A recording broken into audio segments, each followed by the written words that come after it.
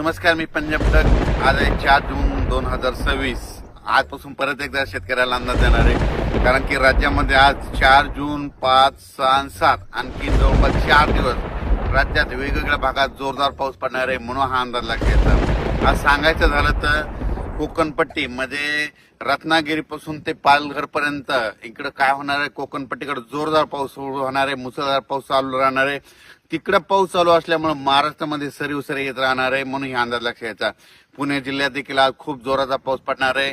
त्याच्यानंतर अहिल्यानगर देखील खूप राहणार आहे. त्याच्यानंतर सोलापूर जिल्हा आज पावसाला सुरुवात होणार आहे. सांगली जिल्ह्यात आज देखील बऱ्याच भागात पावसाला सुरुवात होणार आहे. त्याच्यानंतर इकडे धाराशिव जिल्ह्यात पाऊस राहील, बीड जिल्ह्यात पाऊस राहील, परभणी जिल्ह्यात पाऊस राहील, त्याच्यानंतर नांदेड जिल्ह्यात पाऊस राहील, त्याच्यानंतर इकडे संभाजीनगर, जळगाव, धुळे, नंदुरबार, त्याच्यानंतर नाशिक सगळीकडे जोरदार पाऊस आज बरसणार आहे, म्हणून हा अंदाज लक्षात घ्यायचा. आणि बुलढाणा, अकोला, अमरावती तिकडे देखील सगळीकडे म्हणजे राज्यात सांगायचं झालं तर आज पूर्व विदर्भ आणि पश्चिम विदर्भ 11 जिल्ह्यामध्ये म्हणजे पूर्व विदर्भात थोडा आज कमी राहील, पण पश्चिम विदर्भामध्ये मात्र अमरावती, अकोला, बुलढाणा इकडे मात्र चांगला पाऊस पडणार आहे, म्हणून अंदाज लक्षात घ्यायचा. आणि आता सध्या पाऊस चालू देखील असेल, म्हणून हे लक्षात घ्यायचं. पण राज्यात मात्र 4, 5, 6 आणि 7 तारखेपर्यंत जोराचा पाऊस राहणार आहे. 8 तारखेपासून पावसाचा राज्यातला जोर ओसरेल, हे देखील लक्षात घ्यायचं. पण हे पाऊस तुम्हाला सांगू इच्छितो, आज पुणे जिल्हा, अहिल्यानगर जिल्हा, नाशिक जिल्हा, मुंबई, त्याच्यानंतर नंदुरबार, धुळे, जळगाव खूप जोराचा पडणार आहे, म्हणून हा अंदाज लक्षात घ्यायचा. म्हणजे आज रात्रीच्याला दुपारनंतर खूप जोराचा पाऊस सुरू होणार आहे, म्हणून हे देखील लक्षात घ्यायचं. आणि ज्या भागात अद्यापही पाऊस पडलेला नाही त्या भागात आज देखील बऱ्याच भागामध्ये पाऊस पडेल आणि त्या शेतकऱ्याची पेरणीसाठी पोषक ठरणार आहे, म्हणून हे देखील सर्व शेतकऱ्यांनी लक्षात घ्यायचं. त्यानंतर कोल्हापूरकडे आज खूप जोराचा पाऊस राहील. त्याच्यानंतर पुण्याकडे देखील जास्त असल्यामुळं म्हणजे कोयना धरणाचा जे कॅचमेंट एरिया त्याच्यामध्ये पाऊस जास्त पडल्यामुळं कोयना धरणाच्या देखील आवक सुरुवात होईल, म्हणून हे लक्षात घ्यायचं. इकडे निळवंडे धरण आता हे 5 दिवस खूप पाऊस, 7 तारखेपर्यंत उत्तर महाराष्ट्राकडे खूप पाऊस आहे, त्याच्यामुळे निळवंडे धरण सुद्धा भरण्याच्या मार्गावर राहील, म्हणून हे लक्षात घ्यायचं. भंडारदरा देखील धरण भरेल, कारण की तिकडे कॅचमेंट एरियामध्ये खूप जोराचा पाऊस या 5 दिवसामध्ये पडणार आहे. आणि सध्या पाऊस चालू आहे त्याच्यामुळे तिकडे आवक सुरू झालेली आहे, म्हणून हे धरणं देखील भरून जातील, म्हणून हे देखील सर्व शेतकऱ्यांना लक्षात घ्यायचं. नाशिक जिल्ह्यात खूप पाऊस पडणार आहे, म्हणून त्यांनी स्वतः शेतकऱ्यांनी सतर्क करायचं. म्हणजे नदीकाठचे जे शेतकरी त्यांनी आपण आपले पाळीव प्राणी नदीकाठी बांधू नये, कारण की नदीला पूर येण्याची शक्यता आहे, म्हणून ह्या 4-5 दिवस जरा काळजी घ्यावी.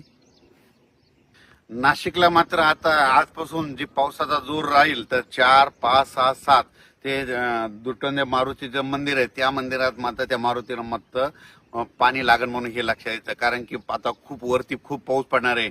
आज रात्रीच्याला दुपारनंतर नाशिकच्या वरच्या भागात खूप पाऊस पडणार आहे, त्याच्यामुळे आज नाशिककडे म्हणजे नद्याला चांगला पूर येण्याची शक्यता आहे. म्हणजे आज पाऊस पडल्याच्यानंतर उद्या देखील नाशिककडल्या बऱ्याच नद्या अशा चांगल्या जोरानं वाहतील, म्हणून हे लक्षात घ्यायचं. आपण आपले पाईपलाईन असेल तर तुम्ही तुमची काळजी घ्यायची. तसेच खास करून सोलापूर जिल्ह्याचे मेसेज आलेले आहेत, मित्रांचे फोन आले होते. तर सोलापूर जिल्ह्यात आज देखील पावसाला सुरुवात होणार आहे. म्हणजे इकडे जसा उत्तर महाराष्ट्राकडे पाऊस पडणार तितका जोरात तिकडे पडणार नाही, पण तिकडे ना पिकाला लागल तसा म्हणजे पडणार आहे, पेंडवा म्हणजे वावणी पडणार आहे आणि तिकडे देखील पेरण्या होणार आहे, म्हणून सोलापूर जिल्ह्यात आज चांगला पाऊस सुरू होणार आहे. सांगली जिल्ह्यात देखील आज सुरू होणार आहे, सुरू झाला देखील असेल. आटपाडी, पंढरपूर सगळीकडे आज पाऊस सुरू होईल. इकडं आज मात्र बीड जिल्ह्यामध्ये कडाष्टी जे जामखेडचा परिसर आहे त्या भागामध्ये आज मात्र जोराचा पाऊस पडणार आहे, म्हणून त्यांनी देखील लक्षात घ्यायचं. अहिल्यानगरकडे जोरात पाऊस पडणार आहे. आज अहिल्यानगरकडे जोरात पाऊस पडत असल्यामुळं बीड जिल्ह्यामध्ये देखील त्याच्या नद्या खाली पाणी येतंय, तर त्यांनी स्वतःची काळजी घ्यायची. आपण आपले पाळीव प्राणी जनावरे त्या नदीकाठी बांधू नये, कारण की काय होणार अहिल्यानगरकडे मुसळधार पाऊस पडणार आहे, त्याचं पाणी इकडे बीड जिल्ह्याकडे पाथर्डीकडे येतंय, त्याच्यामुळे त्यांनी ते देखील काळजी घ्यायची. सांगायचं झालं तर नदीकाठच्या लोकांनी आपण आपली पाळीव प्राणी मात्र सुरक्षा स्थळी आणून ठेवावे, कारण की 4 दिवस आणखीन आज 4, 5, 6, 7, 8 तारखेपर्यंत राज्यात काही काही ठिकाणी खूपच जोराचा पाऊस पडणार आहे. काही ठिकाणी रिमझिम पडणार आहे, कुठं पेंडॉलता पडणार आहे, काही ठिकाणी ओढे नाले वाहतील, काही ठिकाणी शेतामध्ये पाणी सजा असा पडणार आहे, पण सगळ्या महाराष्ट्रामध्ये पाऊस पडणार आहे, सगळ्या शेतकऱ्याच्या पेरण्या होणार आहे. शेतकऱ्याला विनंती, ह्या 4 दिवसात जरी तुमच्या पेरण्या नाही झाल्या, 8 तारखेच्या नंतर थोडी उघाड भेटणार आहे. 8 जुलैच्या नंतर पावसाची उघाड झाल्याच्या नंतर तुम्ही तुमच्या पेरण्या करू शकता.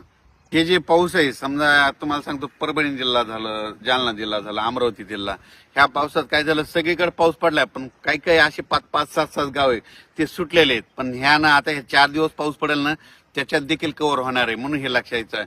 आताच मला बुलढाणा जिल्ह्यातल्या शेतकऱ्याचा फोन आला की आमच्या इकडे पाऊस कधी बंद होतं. मी म्हटलं कशामुळे, तर ते म्हणले आमच्या पेरण्याच राहिल्यात, काही पाऊसच पेरू देईना आम्हाला, म्हणजे पाऊस उघडणच त्यांचं म्हणणं आलं. अमरावती जिल्ह्यात तशीच परिस्थिती झाली, भंडाऱ्याकडे देखील तशीच परिस्थिती झाली, कारण की तिकडे पाऊसच उघडणं म्हणून त्यांच्या पेरण्याच राहिल्या.